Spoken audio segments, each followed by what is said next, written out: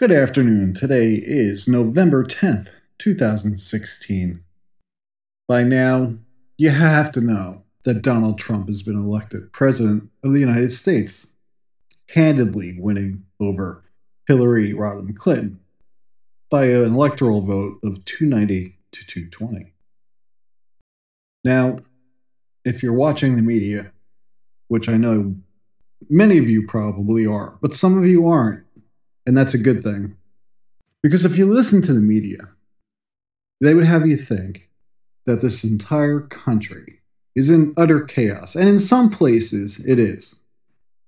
They're going to say that the people of the United States are in full panic mode over a President Trump. But is this really based on reality, or is it just more media hype? And I got to tell you, just off the cuff, we monitored the election process on multiple major media outlets.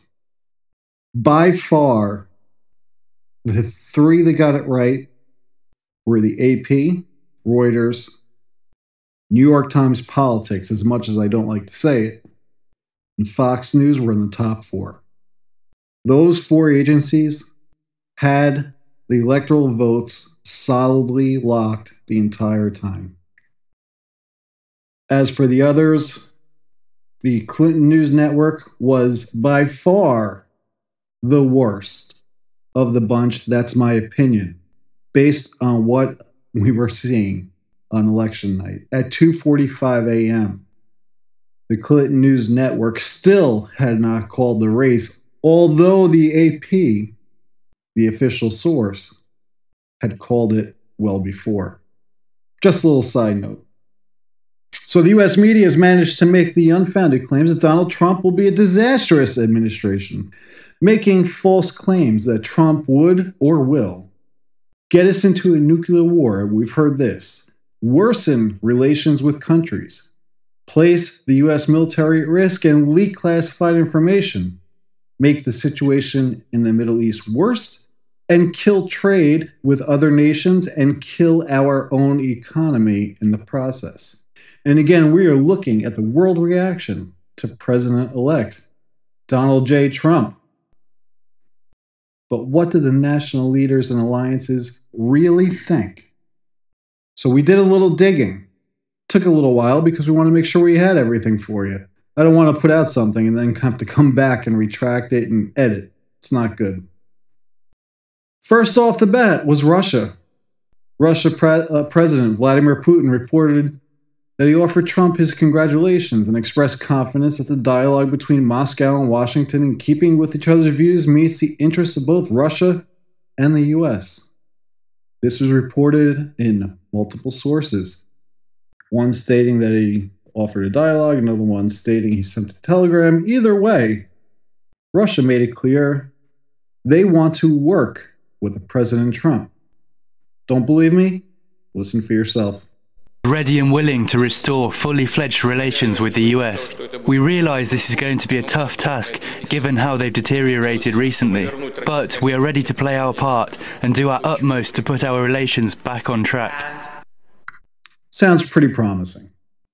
Let's move around the globe a little bit. This is the UK. Theresa May. I would like to congratulate Donald Trump on being elected the next president of the United States following a hard-fought campaign. Britain and the US have an enduring and special relationship based on the values of freedom, democracy, and enterprise. We are and will remain strong and close partners on trade, security, and defense. I look forward to working with President-elect Donald Trump, building on these ties to ensure the security and prosperity of our nations in the years ahead. Documented multiple sources. And Nigel Farage, leader of Brexit. I hand over the mantle to @real Donald Trump. Many congratulations. You have fought a brave campaign. UK certainly looks to be on the side of Donald J. Trump. Let's look to Australia. The Australian government congratulates President-elect Trump. With our shared enduring national interests, our relationship will continue to be strong. Malcolm Turnbull. In Canada, our closest ally to the north, Justin Trudeau, Prime Minister of Canada. Canada has no closer friend, partner, and ally than the United States. Trudeau said in a statement, "We look forward to working very closely with President-elect Trump, his administration, and with the United States Congress in the years ahead, including on issues such as trade, investment, and international peace and security." In France, our closest ally across in Europe, François Hollande. J'en viens de m'appuyer au sujet de l'élection présidentielle américaine. So basically, he's saying, and this is a summary of some of the sources I've pulled out, he's basically saying, yes, he will work with Donald Trump. It's a little uncertain as it stands right now where that relationship will go. However, there is no break in the bond between the United States and France. And if you look at Marine Le Pen, she congratulates Donald Trump. She's on the right side of the political spectrum in France.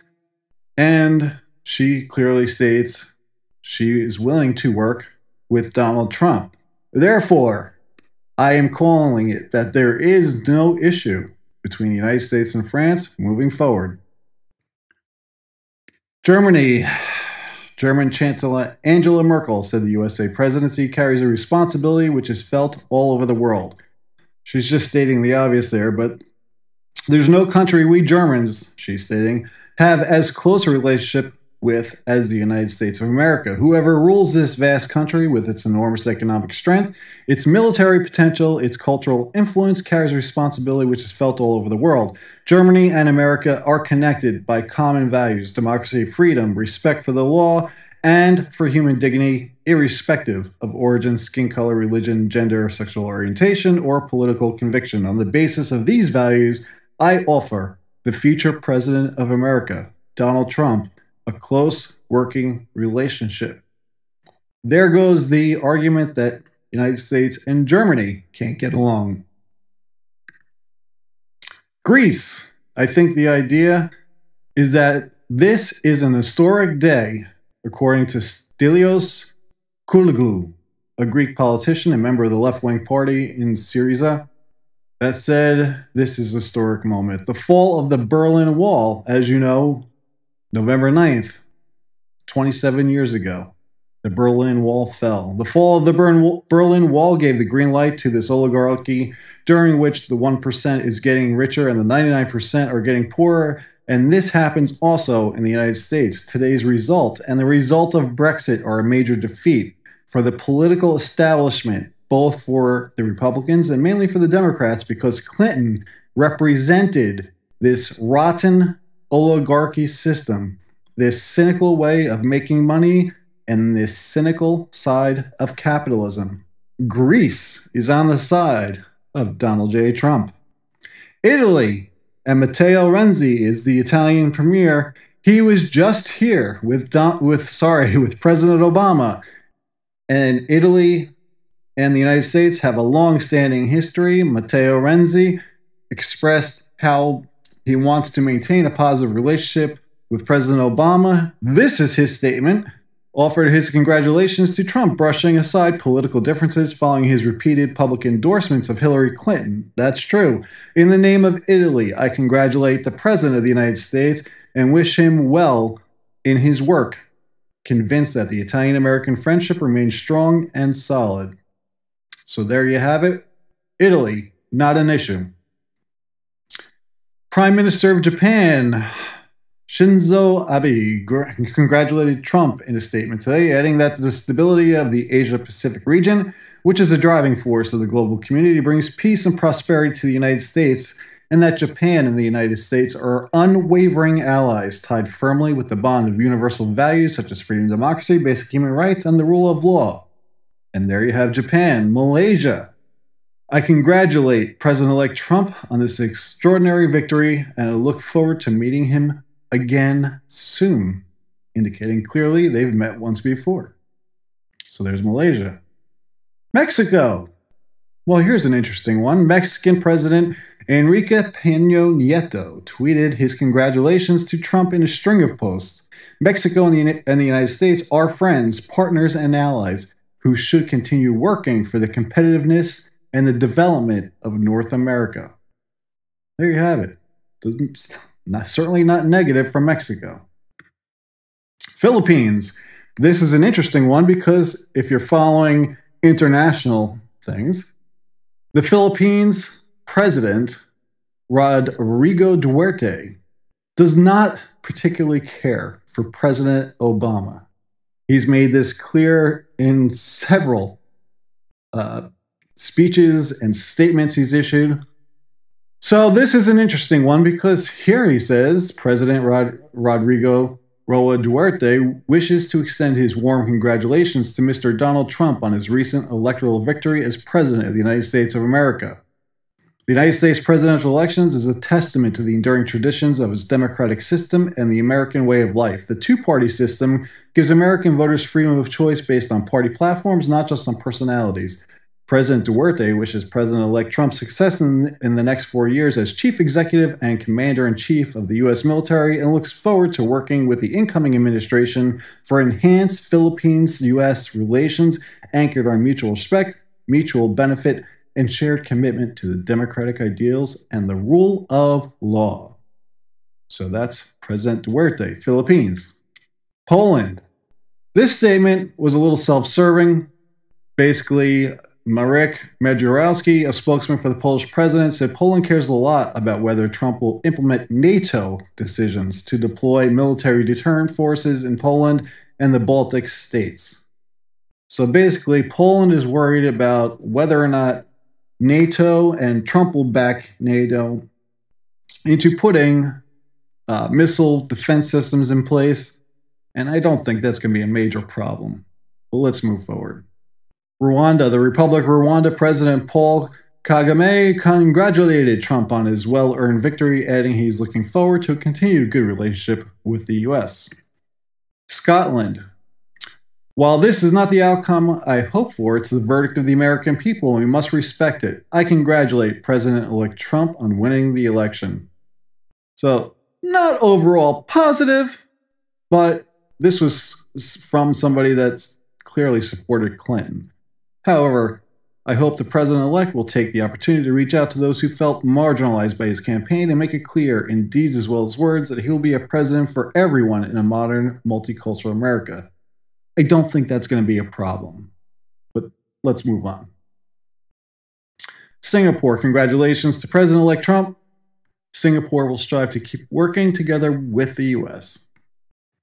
Turkey, and we don't hear much from President Erdogan too much, but he did write, I congratulate Donald Trump on being elected as the 45th President of the United States and look forward to further strengthening our relations. Right now, we do have very rocky relationships with Turkey because there's a lot of little intricacies going on with the Syrian conflict and some Russian-Turkey deals. But we'll see. I think Donald Trump can break through that. Some more interesting ones. This is from, who is this one? This is Egypt. Egypt was one of the first people to personally call and congratulate President-elect Trump. And below that is Iraqi President Fouad Moussam, who congratulated the Republican candidate Donald Trump on the U.S. presidency election's win and pointed out that Iraq is keen to boost its cooperation in Washington. Not surprisingly, here's Benjamin Netanyahu from Israel. I congratulate Donald Trump on being elected 45th President of the United States. Trump is a true friend of Israel and look forward to working with him and peace for our region. So, not a surprise there. This was a funny one. This is Trump versus the Saudi Arabian Prince Alwaleed Talal. This went back a while. They were going back and forth. Donald Trump, you are a disgrace not only to the GOP, but to all of America. Withdraw from the U.S. presidential race, as you will never win. Donald Trump, of course, wrote back, Dopey Prince Alwaleed Talal wants to control our U.S. politicians with daddy's money. Can't do it when I get elected. Hashtag Trump 2016. Then one more. Has your country, Saudi Arabia, taken any of the Syrian refugees? If not, why not? Trump clearly called him out. Not too long after, 19 hours, the Saudi prince did put aside the Twitter feud and congratulated Donald Trump, as did the King of Saudi Arabia and his cabinet, where they congratulate and praise Donald Trump for his victory over Hillary Rodham Clinton. China. President Xi Jinping phoned Trump to congratulate him on winning the U.S. presidency. I place great importance on the China-U.S. relationship and look forward to working with you to uphold the principles of non-conflict, non-confrontation, mutual respect, and win-win cooperation. So that was in multiple sources. It looks like China wants to work with a president-elect Donald Trump. So one country didn't seem as happy. And it shouldn't be a really hard guess as to which one that was. So we know it wasn't Russia. We know it wasn't Iraq. We know, well, Syria was silent pretty much on the whole thing, which only leaves one country or two that didn't really say much, but one did. That would be Iran. Iranian President Hassan Rouhani says the election results will have no effect on Tehran's policies. The U.S. Iran's policy for constructive engagement with the world and the lifting of nuclear-related sanctions have made our economic relations with all countries expanding and irreversible. There were some other sources saying that Iran basically was taunting Donald Trump about ripping up the nuclear deal, that he can't do it. The fact of the matter is, Trump can do it, and he can reverse the Iran nuclear deal, or the JCPOA, as it's technically called. So it'll be interesting to see how this plays out. All right, so world leaders appear to be okay with the Trump presidency. What about the major alliances we belong to and the trade organizations? Because that was the key thing that those on the left said, that Trump would just blow up our alliances. According to NATO, I congratulate Donald Trump on his election as the next president of the United States, Stoltenberg said in a statement today, and that is the Secretary General of the North Atlantic Treaty Organization, otherwise known as NATO. And I look forward to working with President-elect Trump. Stoltenberg said that U.S. leadership is as important as ever as the world faces a challenging new security environment, including hybrid warfare and cyber attacks, adding that a strong NATO is good for the United States and good for Europe. Nothing negative there from NATO. Looking at the head of the World Trade Organization, Roberto Azevedo, has congratulated Trump on his victory, saying he will support his administration. U.S. leadership in the global economy and the multilateral trading system remains vital. It's clear many feel trade isn't working for them. We must address this and ensure trade delivers the widest benefit to the most people. That coming from the president of the WTO. And the EU. We extend our sincere congratulations on your election as the 45th President of the United States of America. Fortunately, the EU/US strategic partnership is broad and deep, from our joint efforts to enhance energy security and address climate change, through the EU-US collaboration on facing threats to security in Europe's eastern and southern neighborhoods, and to the negotiations on the transatlantic trade and investment partnership. We should spare no effort to ensure that the ties that bind us remain strong and durable. So there you have it. EU. Certainly not speaking negative of President-elect Donald Trump. Well, let's take a look back in the United States. Hillary Clinton. Last night, I congratulated Donald Trump and offered to work with him on behalf of our country. She conceded around 2:45 a.m. She further goes on, I hope that he will be a successful president for all Americans. Donald Trump is going to be our president. We owe him an open mind and the chance to lead. Barack Obama calls on Americans to show unity as he congratulates Donald Trump. Ted Cruz congratulates Donald Trump. President Bush's both congratulate Donald Trump. So most Americans basically have accepted the overwhelming victory of Mr. Trump over Secretary Clinton in a constructive manner. Yes, some are upset. Others really don't care. And then there's the other side that's extremely happy. So that includes those in the opposing party. President Obama the next day called for America not to be discouraged by the outcome of the elections. I had a chance to talk to President-elect Trump last night, about 3:30 in the morning, I think it was, to congratulate him on winning the election. And I had a chance to invite him to come to the White House tomorrow to talk about making sure that there is a successful transition between our presidencies. Now, it is no secret that the President-elect and I have some pretty significant differences. But remember, 8 years ago, President Bush and I had some pretty significant differences.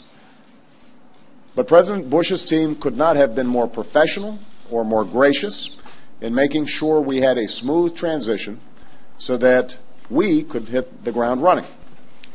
And one thing you realize quickly in this job is that the presidency and the vice presidency is bigger than any of us. So I have instructed my team to follow the example that President Bush's team set 8 years ago and work as hard as we can to make sure that this is a successful transition for the President-elect. Because we are now all rooting for his success in uniting and leading the country. The peaceful transition of power is one of the hallmarks of our democracy. And over the next few months, we are going to show that to the world. Now, everybody is sad when their side loses an election. But the day after, we have to remember that we're actually all on one team. This is an intramural scrimmage. We're not Democrats first. We're not Republicans first. We are Americans first. We're patriots first. We all want what's best for this country. That's what I heard in Mr. Trump's remarks last night. That's what I heard when I spoke to him directly, and I was heartened by that. That's what the country needs. A sense of unity, a sense of inclusion, a respect for our institutions, our way of life, rule of law, and a respect for each other.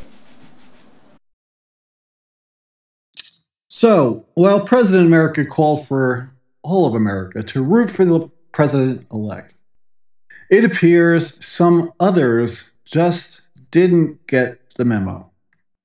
And it was widespread.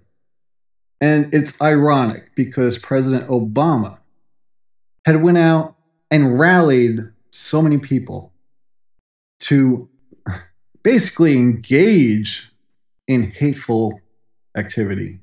But that's another topic. The comments he made the day after the elections was to unify America and root for the president-elect, respect the rule of law, and respect our institutions, which includes, by the way, the electoral process of the President of the United States. Unfortunately, didn't go so smoothly. And we're seeing just some videos, this is courtesy of RT, just of various cities that just couldn't keep it together. Philadelphia, New York City, Washington, Chicago, and of course, we had major issues in Oregon. So while everyone agrees that Americans have the inherent right to peacefully protest, some just decided to be destructive and riot.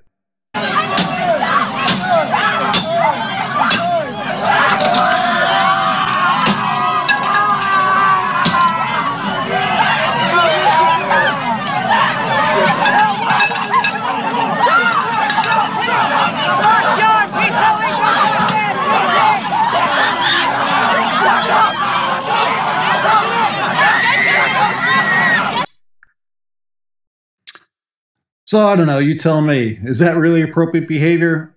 I don't think so. It looks to me like a riot. It looks to me like violence. Even worse though, our educational institutions like Yale Economy 115 students puts out a memo that he has heartfelt notes from students who are in shock over the election returns. The ones I find most upsetting are those who fear, rightly or wrongly, for their own families. Therefore, I'm going to scroll down. I'm making the exam optional. And this is in regards to midterm exam. And then he goes on to calculate how he's going to do their grades. But the midterm exam becomes optional after students write in expressing shock about the presidential election. Other universities like Cornell, and these are Ivy League schools, mind you, encourage and allow their students to share their grief with a mass cry-in. And they're provided Play-Doh. I'm being serious here. They're provided Play-Doh, crayons, and therapeutic animals to handle their grief in the election returns. Sorry, kids, that's not how it works. You know, this election, and I've been hearing it on multiple news sources, they're saying it's going to take years to figure out what went wrong with Hillary and what went right with Trump. And it's very simple. Trump listened to the American people. Hillary Clinton did not. Trump rallied and campaigned in states with high electoral votes and in areas where those high electoral votes existed. Clinton did not. Oh, and by the way, while everyone is protesting President Trump running the entire map, is anyone upset about this? The Republicans ran the map on the Senate races and the House of Representatives. Yes, folks, we have a Republican president, a Republican Senate, and a Republican House of Representatives. Nobody's crying about these two that I've heard. And also, there was the rumors that the stock market was going to crash and plummet. But whoops, initial dip, but it rose and bounced right back up. So there's no stock market crash just because Donald Trump was put into office. Or is going to be in office. So the bottom line, those protesting likely didn't vote or didn't really help the Clinton campaign. Rumors are that they're hired, and there's ads for protesters on sites like Craigslist. We've seen evidence of this, like for $15 an hour in Oregon. If they are true protesters, they didn't really get out the vote. The misunderstanding of the electoral process by not only campus kids, but also by Hillary Clinton. Great underestimation of the silent majority is what got Donald Trump elected. Many Trump supporters quietly campaigned. They didn't respond to the polls. They didn't bother giving their input into the pundits and pollsters. They remained quiet, with the exception of a few of us that remained very vocal to keep those rallies going. Trump did have his finger on the pulse of the U.S. populace. Clinton took many traditional Democratic states for granted and didn't bother to go there for the general election campaign. Popular vote does not mean the presidency. You have to win the electoral vote, and that's where Clinton failed. Peaceful protest stops upon unlawful activity. Schools and other institutions should not encourage this poor behavior. Ignore the protesters unless they really have valid points, and then arrest unlawful riot participants. The rule of law, per President Obama, not even Trump, the rule of law must be adhered to. And that's the bottom line. So as always, thank you for watching. Please subscribe, hit that like button, and please share the video. We're going to bring you more information as this campaign, or actually as this now presidency, moves on. And again, we're going to be keeping the media honest.